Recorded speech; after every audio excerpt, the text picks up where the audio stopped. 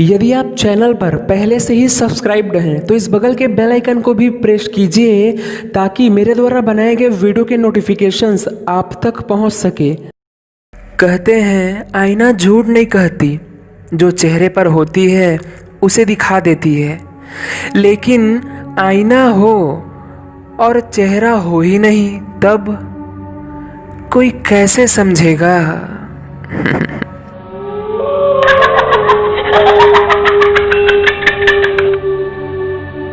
मैंने कभी बुरी शक्तियों पर विश्वास नहीं किया था, क्योंकि मेरा मानना है कि ऐसी चीज़ें नहीं होती। कई बार तो मैं खुद ही मुसीबतें उठाकर भूत प्रेतों को जानना चाहा, मगर कुछ भी हासिल नहीं हुआ। हाय, मेरा नाम है राघव और मैं ये ठान लिया था कि मैं एक बार सुशांत राजपूत की वो पुरानी हवेली के पीछे का पर्दा उठाकर रहूँगा। सुशांत सर तो अब हमारे बीच नहीं है, पर उनके द्वारा खरीदी गई एक पुरानी हवेली, जिसके बारे में लोग तरह तरह के बातें करते हैं कि उस हवेली में सुशांत सर की आत्मा बसती है।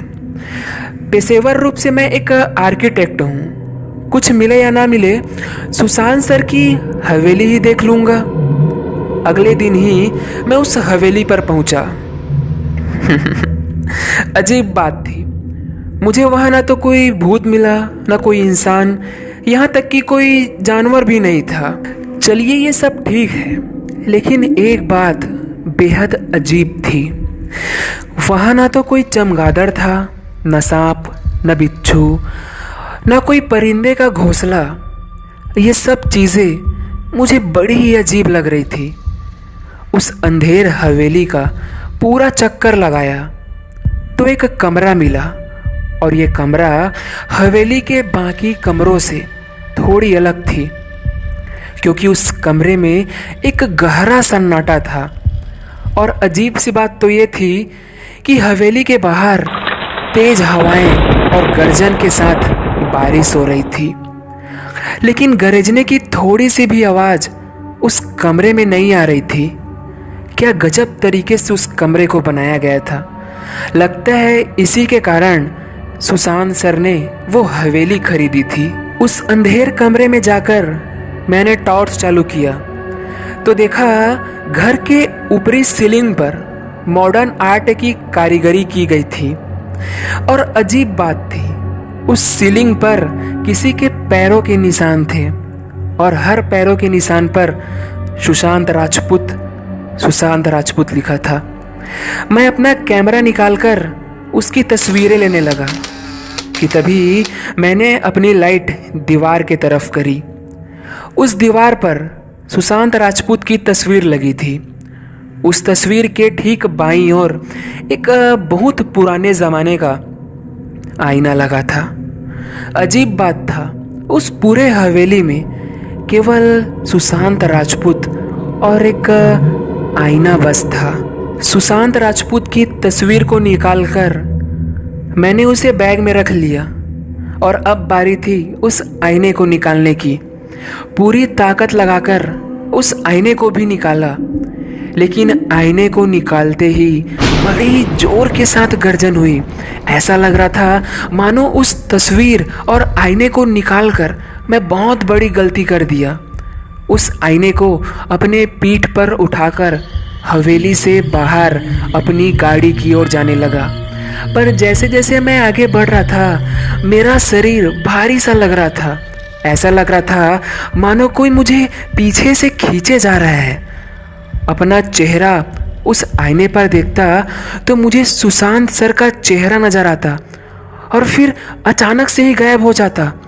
बड़ी ही मुश्किल से गाड़ी के पास पहुंचकर मैंने वो तस्वीर और आईना गाड़ी के डिग्गी पर ही रख दिया। तकरीबन आधे घंटे बाद मैं अपनी बिल्डिंग में पहुंचा। गाड़ी को पार्किंग करने के बाद जैसे ही सामान उतारने के लिए गाड़ी के डिग्गी को खोलने गया तो आश्चर्यजनक रूप से गाड़ी की डिग्गी खुली हुई थी। इन सब चीज़ों को देख मेरे तो रोंगटे खड़े हो गए कि ये कैसे हो सकता है। पर खैर, मैं वो सामान उतारकर लिफ्ट से होते हुए अपने फ्लैट तक पहुंचा, और अपना सारा सामान रूम में रखने के बाद उस तस्वीर और आईने को लिविंग रूम में सजा दिया और घर का मेन दरवाज़ा बंद कर अपने रूम में जाकर सोने की तैयारी करने लगा। पूरी तरीके से थके होने के कारण नींद भी जल्दी आ गई, लेकिन उस नींद में मुझे किसी आदमी के चलने की आवाज़ें आ रही थी और जब भी आंखें बंद करता तो एक ही चेहरा दिखाई पड़ता, सुशांत राजपूत। पता नहीं ये सब क्या हो रहा था। सुबह मेरी आंख खुली तो जो भी चीज़ मैंने देखा वो देख मेरी सांसें थम गई। रात में मुझे किसी के चलने की आवाज़ें आ रही थी ना, वो घटना सचमुच हुई थी। पूरे घर में किसी के चलने के निशान थे, लेकिन आश्चर्य तो ये था, ये सारे निशान फ्लोर में होने के बजाय ऊपर सीलिंग पर था। इन सब चीज़ों को देख मैं बड़ा ही परेशान हो गया। क्या करूं और क्या ना करूं, कुछ भी समझ नहीं आ रहा था। मैं तुरंत पास के बिल्डिंग में रहने वाले आलोक भैया के पास चला गया, क्योंकि वो ऐसे मामलों में सबकी मदद किया करते हैं। उनके पास जाकर मैंने उन्हें आईने और तस्वीर के बारे में कुछ नहीं बताया। उन्हें केवल इतना बताया कि छत के सीलिंग पर किसी के चलने के निशान हैं।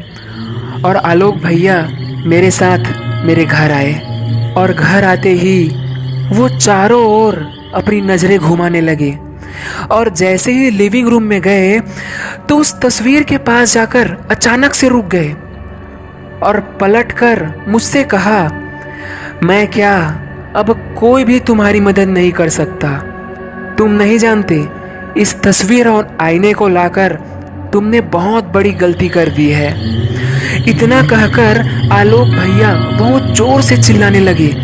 वो ऐसे चिल्ला रहे थे मानो किसी ने उनके ऊपर खौलता तेल फेंक दिया हो, और वो चीखने की आवाज़ बड़ी अजीब थी। ऐसा लगता मानो भैया के अलावा भी कोई और आदमी है जो उनके साथ चीखे जा रहा है।